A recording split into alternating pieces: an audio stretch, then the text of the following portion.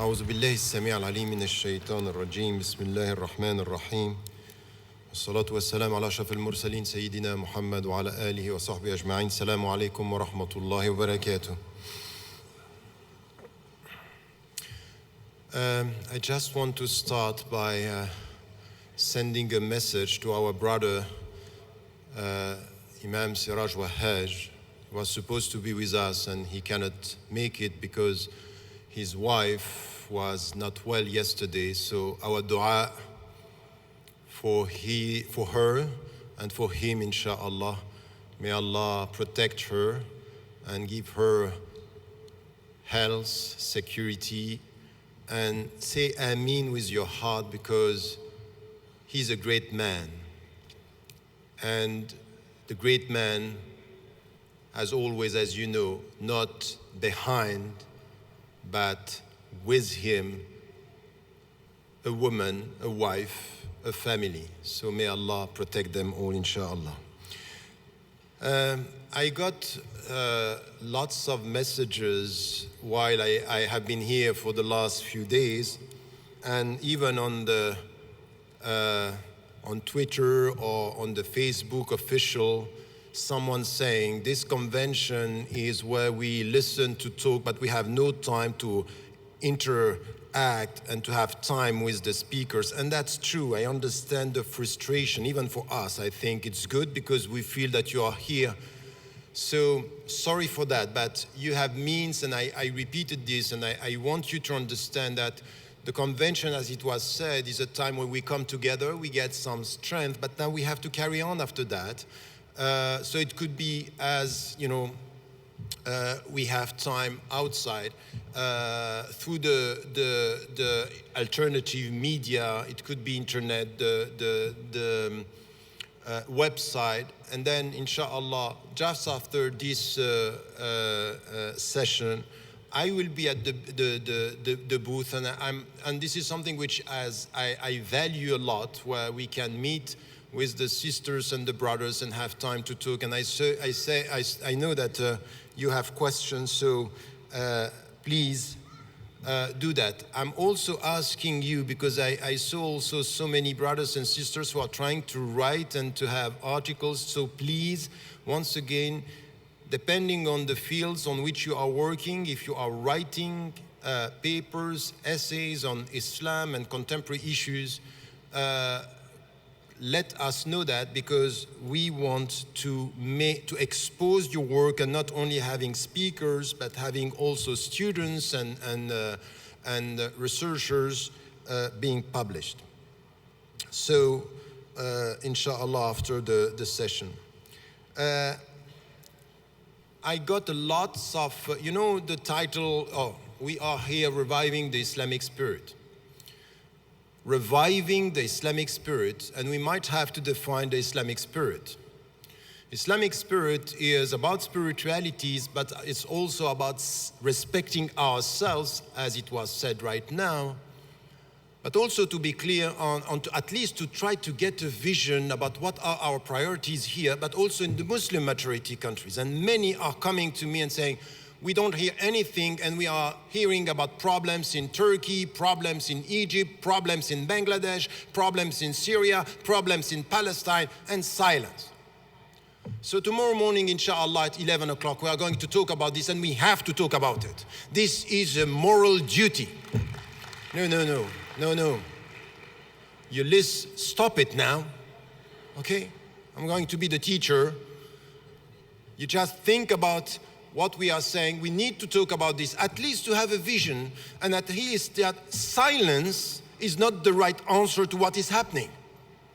And to say, I'm not involved in politics, this is also politics. Silence in this time is politics. And no, not only this, when we have some voices that are saying strange things in the Muslim majority countries, hearing scholars saying and supporting dictators, that's fine. At least don't tell us that you don't do politics if you support dictators. This is politics. But in fact, also being able to support some regimes when they are killing innocent people and civilians, I think that as Muslims, we have to be ready for diversity of opinions if and only if. You are not going to be against our principles.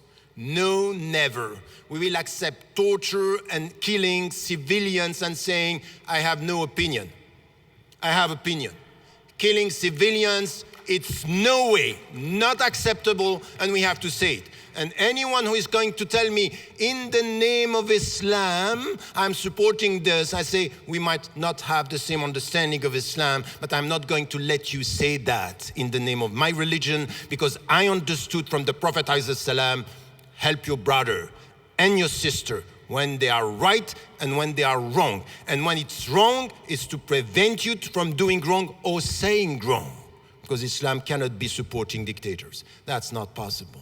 So I think that I'm not going to talk about that now, but tomorrow I think we'll have time, and the organizers allocate us and give us time to deal with some of these issues, inshallah. As to today, I'm talking about respect, and once again, you know, in 30 minutes, when we have such a heavy topic, it's very difficult to talk about it. And as I'm always saying, I'm referring to some of the books, and unfortunately, many of you students, you have time and you have access to books and you don't read. For example, you know, the whole thing that has to do with, for example, how do we live in this contemporary world as Muslims in Muslim majority countries or in the West? When I wrote the book Western Muslims, and I was talking about the vision, the priorities, I got, after 10 years, people coming with the same questions. It's as if we are not moving, so we have to move now. We have to come with the vision, understanding what are the principles of our message and what are the priorities and in which way we deal with people in this society. We have to move, and to move means that we have to study history, we have to read books, we have to understand the context, we have to understand how we want to deal with our societies, your societies in the United States of America or in Canada here, for the future. So please take time, and take time to understand your religion and understand where you live in this society. Yesterday, I spoke about two words, and I was saying, look, our understanding of Islam should be based on wisdom, al-hikmah, and courage, al-shaja'ah, al-jur'ah, which is what is needed today. We need people who are wise as to their understanding and courageous as to the struggle.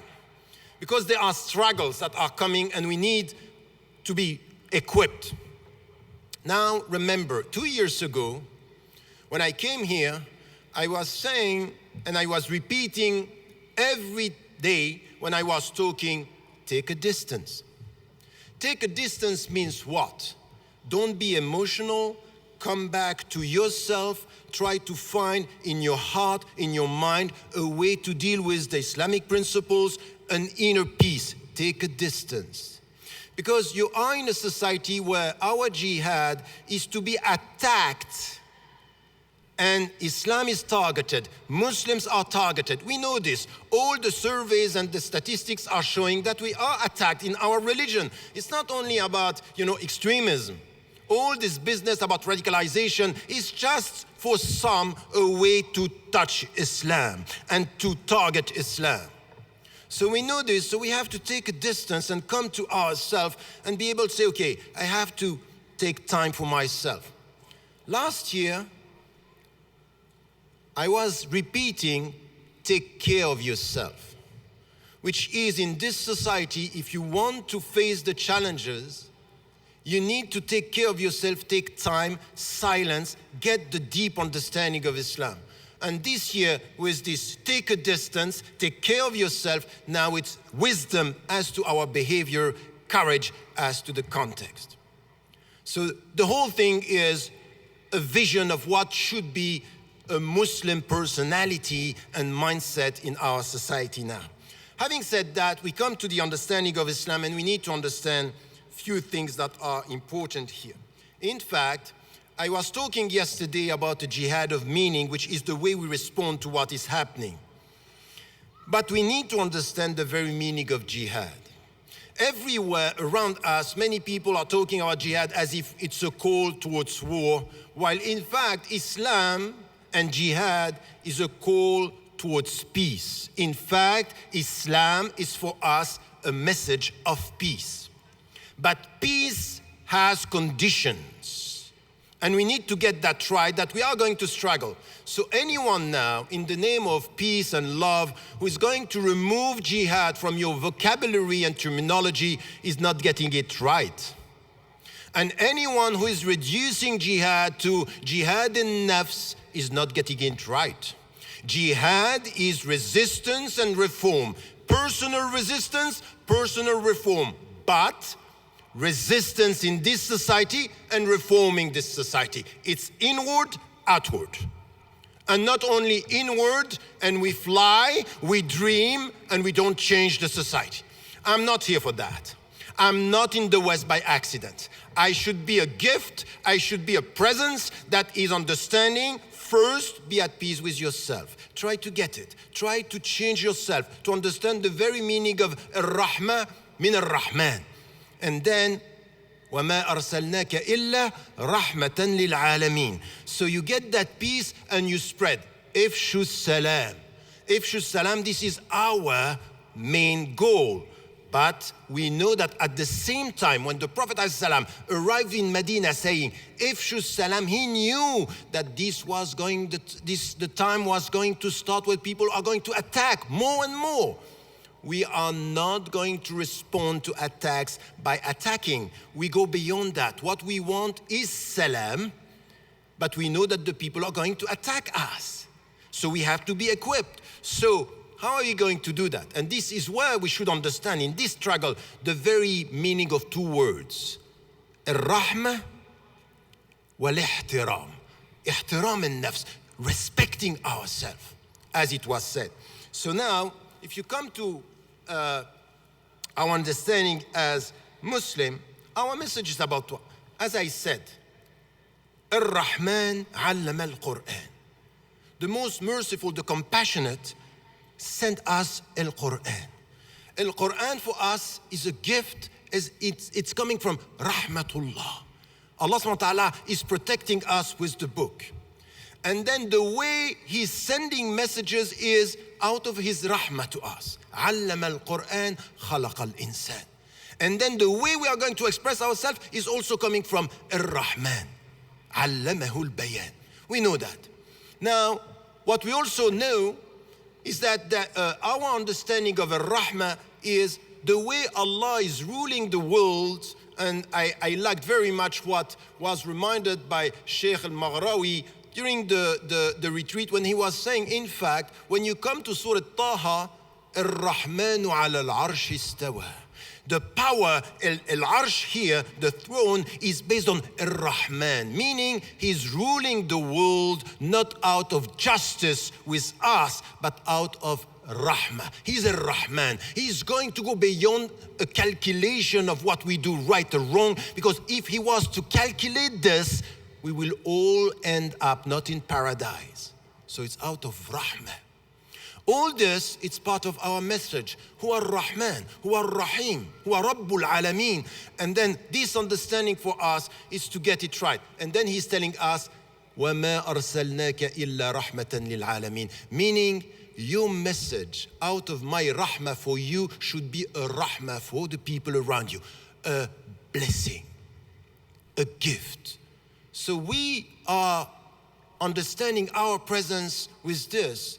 But as I was saying, we need to come with the very deep understanding of the conditions. How are we going to be like this? How are you going to follow in the footsteps of the Prophet ﷺ? And this is why everything that we find in Islam, and this is why us, living in the West, we have a problem. We don't know how to communicate. We don't know how to communicate. Allamahul bayan means come to your principles, come to your heart. And you know that the knowledge of Allah is between you and your heart. We need to find the right words, the right way to translate the meaning of Islam to people, because this is a universal message. And if the people don't get it, it's not because they are all kuffar, it might be because we don't know how to express the message. So when we speak about, for example, all the struggle, a woman came to me, she's not a Muslim, and she told me, I heard this message about, this struggling against your ego and trying to get this peace and serving the people. Wow, I didn't know that it was so deep in Islam. Why didn't she know? But because this is our problem. The problem is that we have to reconcile ourselves with the universality of this message. And not only by talking about values, but talking about this deep dimension of inner peace, inner stability. This what we want as Muslims this is what we have to express in a way which is, we are here to get that peace, and we understand something. How are we going to get that peace? It's something that it is in the Quran. At'im al-miskin, which is you have to be showing this kind of compassion towards the poor people. We are here to serve. In Islam, al-Rahmah, it's the way we serve ourselves. The first dimension, al-Rahmah, ruhama baynahum, means that the way we have to be with ourselves is to come to our heart and try to educate ourselves. The very understanding of Islam is based on this. It's based on take care of yourself, come to your heart and pray, fast, be spiritual and Rabbani in your life, and then be in this society someone who is expressing the universal values. The people around you should get it out of our presence now. As it was said, is not to preach Islam with words, is to show Islam with deeds. This is the way we are, al-witness. لِتَكُونُوا شُهَدَاءَ. It's this that we need to get as Muslims. And we need to have this. We need to understand that one of the main jihad of Western Muslims, Canadian Muslims, American Muslims, is the way they behave and the way they speak. A universal message and an example in the way they are acting. The added ethical value of Muslims in our society. And this is where we are respecting ourselves, and this is where we have to be involved in this. Now, it's not only this. The people around you, they are going to look at you. And you, as Muslims, we keep on repeating one verse that we know. Ya ayyuhan nas. إِنَّا خَلَقْنَاكُم مِّن ذَكَرٍ وَأُنثَىٰ وَجَعَلْنَاكُمْ شُعُوبًا وَقَبَائِلَ لِتَعَارَفُوا. We keep on repeating this. We created you from a male and a female, and we made you nations and tribes in order for you to know each other. That's fine, but you know what you very often say or imply by saying this? You say to the people, you should know us as Muslims. But this is not what the verse is saying. The verse is saying, لِتَعَارَفُوا. How much time do you allocate to show to the people, because I respect my mind and I respect the verse, I'm taking time to know you, to know my fellow citizens. Don't take it that way. You know what? We are the victims. You should know about Islam. What do you know about the people around you? What do you know about the people around you, which is showing your intellectual respect? Respect your mind as you respect the Quran, mean respect the people. Show that you care about them. You want to know what they think. It's not, I have the truth, tell me about how much you are wrong. That's not going to be Islam in this society. In this society, we have to be serious about the verses that we are quoting. It means that we have to share knowledge, to take from the people, to know about them. And this is why when you know about them, you can respond to what you say. You know, in Surah, when the story of Musa, إِمَّا أَن تُلْقِيَ, are you going to be the first one to throw, or we throw the first? What did he say? بَلَا قَالَ أَلْقُوا. You. Bal alqu mean throw. I want to see your evidence. I want to know you. I want to know who you are. First you speak and then I respond. No, we are not like this. We quote the verse and we expect from the people to know us and not us to know them. And this is where, be careful here. It has to do with respecting ourselves. If you live in Canada and you don't know anything about the society and you want to give to the society, this is a contradiction in terms. You need to know the people. You need to have access to what they think, to have access to their psychology. At the end, you are Canadian or you are Americans. And this is Islam. Islam is not, I tell you to know me. No, I tell myself, because I respect my mind, that I have to know you. And I have to know who you are. And even for the converts here in this room, be careful with anyone who is telling you, forget about your cultures here. No, take it, because it helps you to understand and to be able to communicate with the people. So I think that this is something which is important in our understanding of Islam, and this is also something that we have to express. Now, it means also that Allah subhanahu wa ta'ala is telling us, out of these principles, that we need to be open to cultures, that we need to be open to ways of communication, and to be able also to share with our fellow citizens anything which has to do with our understanding of freedom, our understanding of culture, our understanding of imagination, our understanding of taste, our understanding of feelings. There is nothing wrong with Islam in this. Exactly the opposite. The same principles and openness towards the society. This is part of our understanding. Yesterday, John Esposito was saying that we keep on repeating, you have to be good with your neighbor. لا يؤمن أحدكم حتى يحب لجاره ما يحبه لنفسه. You're not going to complete your faith if you don't like for your neighbor what you like for yourself. Now your neighbor, by the way, it's the neighbor who is a non-Muslim, people of other faiths. And it could be also that your neighbor now is on your TV set in the living room, that you know what is happening. And you have to have this global understanding that you want for them what you want for yourself.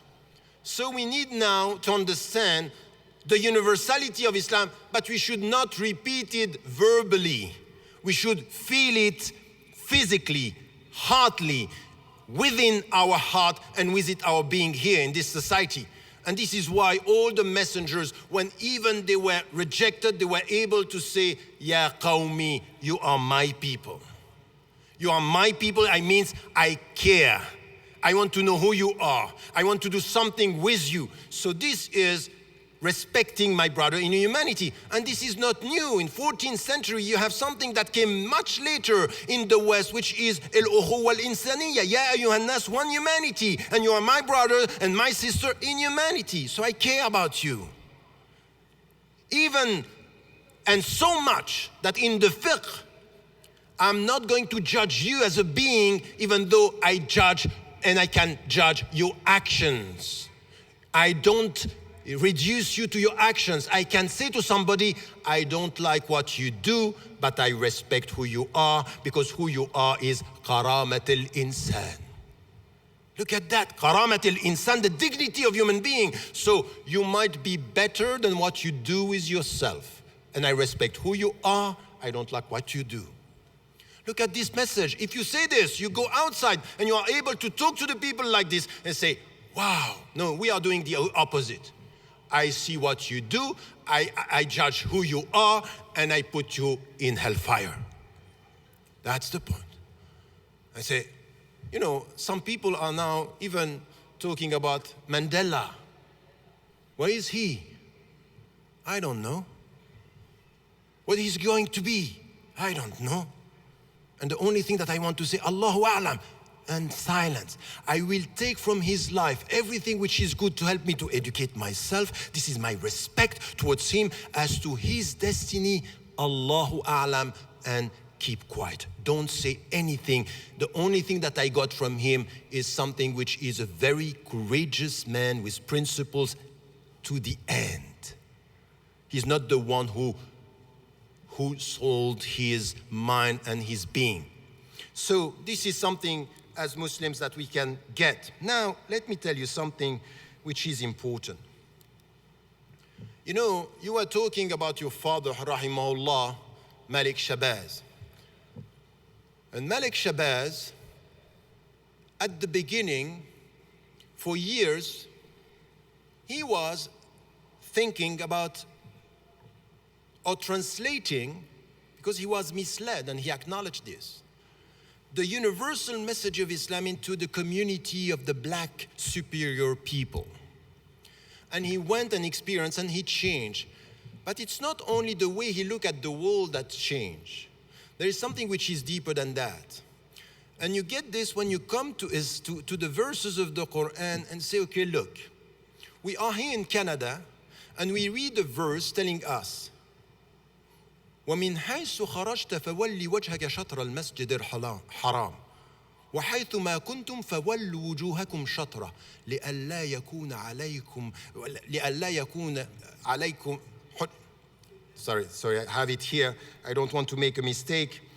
لِئَلَّا يَكُونَ لِلنَّاسِ عَلَيْكُمْ حُجَّةٌ إِلَّا الَّذِينَ ظَلَمُوا مِنْهُمْ فَلَا تَخْشَوْهُمْ وَاخْشَوْنِي وَلِأُتِمَّ نِعْمَتِي عَلَيْكُمْ. Look at this verse. The verse, it's a very important one. It says, from wherever you are, face al-Qibla, mean the Masjid al-Haram. حَيْثُ مَا كُنْتُمْ فَوَلُّوا وُجُوهَكُمْ شَطْرًا. Wherever you are, do the same. So you follow the Prophet ﷺ. The Qibla is, I'm facing al-Qibla, mean I'm turning my face and I'm turning my heart. لِأَلَّا يَكُونَ حُجَّةٌ عَلَيْكُمْ. I don't get that point, sorry. لِأَلَّا يَكُونَ لِلنَّاسِ عَلَيْكُمْ حُجَّةٌ. So the point here is for the people not having evidence against you, إِلَّا الَّذِينَ ظَلَمُوا. You are going to face people who are going to be unjust. And then, وَلِأُتِمَّ نِعْمَتِي. Allah subhanahu wa ta'ala, I am going to complete my my gift. I'm going to complete my favor. You have another verse. اليوم يئس الذين كفروا من دينكم فلا تخشوهم واخشوني اليوم أكملت لكم دينكم وأتممت عليكم نعمتي. Look at this. Twice, Allah subhanahu wa ta'ala is putting in the same verse that you are going to face attacks. You are going to face people who are going to attack you. And they are not going to be happy with what you have. And Allah subhanahu wa ta'ala is saying in the same verse, أتممت. I perfect the favors. As if when you got Islam as a favor and rahmah, be careful, you are going to find people, الَّذِينَ ظَلَمُوا مِنْهُمْ, and the people, يَئِسَ الَّذِينَ كَفَرُوا مِنْ دِينِكُمْ, the people who are going to be against us. So the perfection, the complete message at the end in Surah Al-Ma'idah is telling us, Muslims, be ready. You are going with a message of peace and rahmah. You have to share these values with people and you have to show them. But at the same time, you have to understand that with this message, you are going to be attacked and you have to be ready for that. Malcolm X understood something when he came back from Hajj, but he's not the only one. All of us, we have to understand that. That the point was not to be with black people against white people. No, it was to be with people of principles versus people who have no principles. And he understood black, white, poor, rich, all together, we have to come together. So the point here is something which is important. You, Canadian and American Muslims, living in this society, you have to get it right now.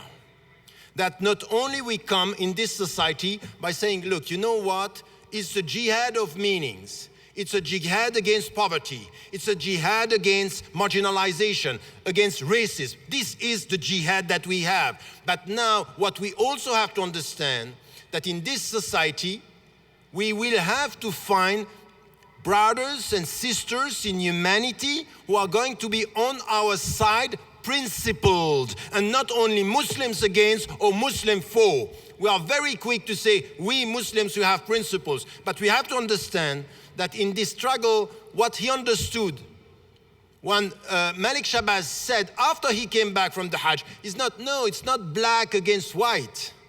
Now I have to deal with Africans, I have to deal with Europeans, I have to deal with Americans, white or black, from the south or from the north. Let us come together and struggle for what is right.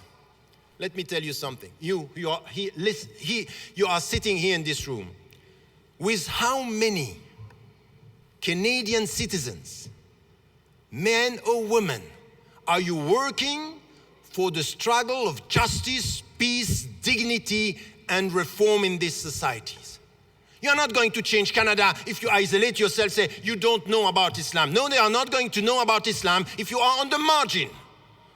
And the point to respect ourselves is to look for people who have principles. We are not going to share everything. We are not going to share everything. We have lots of differences, but what is coming from the Quran is, let us come together. And the Prophet ﷺ was doing this when he said, Hilf al-Fudul, the pact of the virtues, was about what? Was about people beyond their tribes, beyond their affiliation, saying, justice is justice for all. We are not going to be selective. And us as Muslims, you have to show this. You have to be for justice for all. You are not only being there when we speak about Islam. Wherever there are injustices, you are here. You are on the side of the oppressed, but you are here. You have to be courageous. I said it. Wisdom as to our understanding and courage as to our struggle. Get it right. Allahumma nas'aluka an taj'alana min ahli al-hikmah wa ahli al-shaja'a. So this is what we want to be. We are asking him to be like this in our society. So the way we are going to deal with the people is not only, you know what, we are nice. I'm sorry. You have lots of people today in Canada. They are going to be with you when it comes to struggling for ethical things. This morning I was sitting here listening to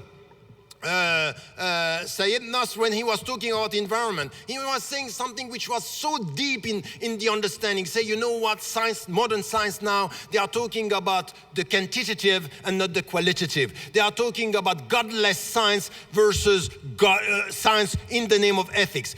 He was talking about the fact that science today is about power.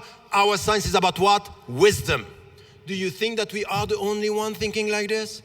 We should find people in this society having exactly the same position. And I met myself, Jews, Christians, Buddhists, people having exactly the same. We need to have alliances, ethical alliances. So it's not only to come and say, peace and love, we are nice, you know, we Muslims, we love you. Of course we love you, but we love justice in you and not oppression. We want Canada to stand for justice. We are a gift, and we are going to struggle with Canadian people, whatever they are. They can be Christians, they can be Jews, they can be Buddhists, they can be Hindus, as long as, no. You know what? Don't clap, but do it tomorrow. Start the job. Ask yourself, how many people, you know, somebody came to me this morning telling me, you are telling us that we have to have friends that are not Muslims. Of course you have friends that are not Muslims. How come you live in Canada and you are going to isolate yourself? What is this? What is this mentality? You want to teach the world and then they are isolated and say Muslim for Muslims, and every time we speak about Muslims, we are here. We are oppressed. I'm sorry. What about the black people? What about the native Canadian, the Native American? What is done to them is unacceptable. Where are you? Are you the non-selective citizens who are ready to say, we will never give up on Palestinians and we will never give up with black South African people who are still struggling for justice? This is where we are. This is who we are. This is what we want. So get it right. Stand up now in this society and do the job, but with the very deep understanding that, as I said at the beginning, it's a spiritual struggle. Ruhama bainahum, we are full of rahmah. We are ready for this because we are equipped. We know why we are waking in the morning to pray Fajr.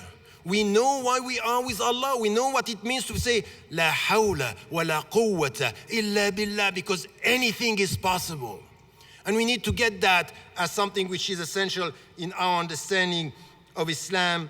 So, as I was saying, we have to identify our allies. But it's not allies for power. It's not allies for benefit. It's allies for justice, for ethics, for serving the people.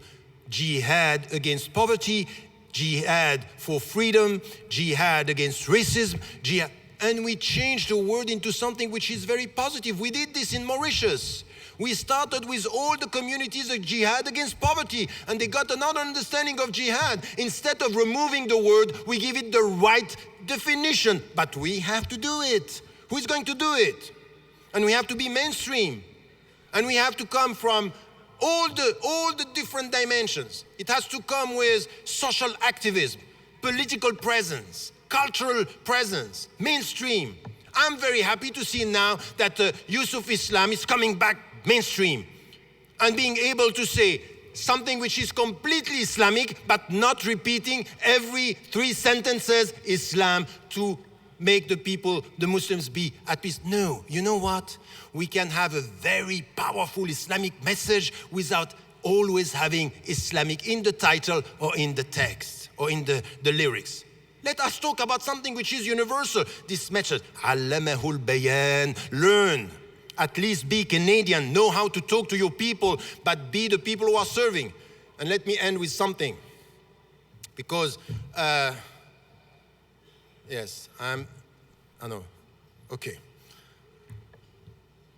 Let me tell you something. You know, the Prophet ﷺ told us, shoulder against shoulder in the mosque. Why? Because the shaitan shaghal, he can enter and be between us. So we need within the community to identify a shaitan among us. And sometimes you look at people who are not Muslims, people of other faith, and you can see signs of Allah's presence with them. So sometimes we have to be very cautious with a shaitan among us and Allah with them. That Allah is showing His rahmah sometimes with people. You know why I'm saying this? Because I'm very sad. And someone came to me and said, you know, Tariq, we feel that you're upset. I am. I'm upset because I don't like the silence of brothers and sisters facing injustices and seeing what is happening in the world and say, okay, you know what? We are good Canadians and we don't want to speak out. I'm upset with some brothers and sisters coming here and telling us to keep quiet on issues, saying we don't do politics. In fact, by their silence, they are doing politics. I'm upset because what I see is that too many Muslims today are scared, while I see people who are not Muslims who are much more courageous than us. I have seen people who have they are not saying La ilaha illallah, but when they see what is happening in Egypt or in Syria or in Yemen or in Palestine, they speak out.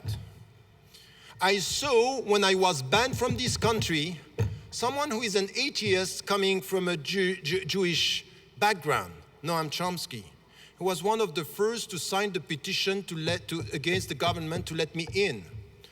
But I saw some Muslim organizations disappearing. Great courage. Great courage. So may have to learn, please. We have to be humble, to work with humility. Find some brothers and sisters in humanity who are courageous, and be careful not to confuse all the Muslims with courage, because we have some Muslims who are not courageous at all. They are ready to sell their religion in the name of position, power, and money. So I'm not going to blame them, but I'm not going to rely on them. Atawakkalu ala Allah. Atawakkalu ala Allah means I need to find the people who are going to work with me. And if now Muslims are ready in Canada to be silent about injustices around the world, I can tell you, it's very worrying. If you, with all the freedom you have, you are not able to come with a vision of what we have to do in Canada, in the States, to support our brothers and sisters in humanity around the world, Muslims or people of other faiths, if you are not able to be the people who are calling for justice and to be the voice of the voiceless, I'm very worried about us. It means that we are losing faith. It means that we are not confident. If you are confident, you are wise and courageous. اللهم اجعلنا من أهل الحكمة والشجاعة. اللهم آمين والسلام عليكم ورحمة الله وبركاته.